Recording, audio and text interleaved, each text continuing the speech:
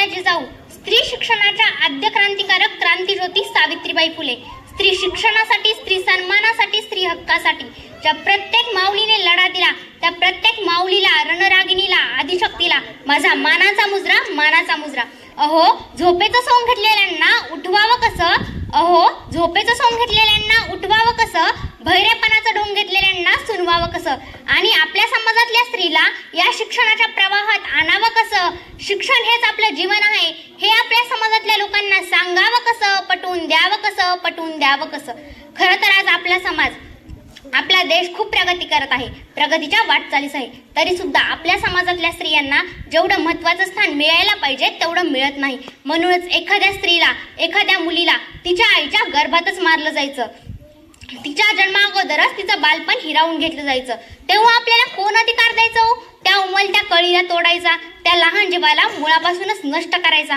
तेव्हा ती उमलती कळी, तो लहान जीव आपल्या आईला बोलायचा. पुरुषत्वाच्या ओझ्याखाली लपलेल्या स्त्रीचं जग उघड्या अश्रू नयनांनी पाहायचंय. पुरुषत्वाच्या ओझ्याखाली लपलेल्या स्त्रीचं जग उघड्या अश्रू नयनांनी पाहायचंय. काळाचा पडदा ओढू नको आई, अगं आई काळाचा पडदा ओढू नको आई, आता मला जगायचंय, आई आता मला जगायचंय.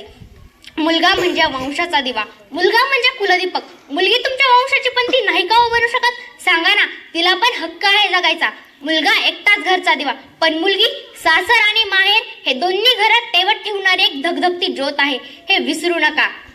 लक्षात ठेवा, फूल ना रहे धरती पर तो फल कहां से आएंगे.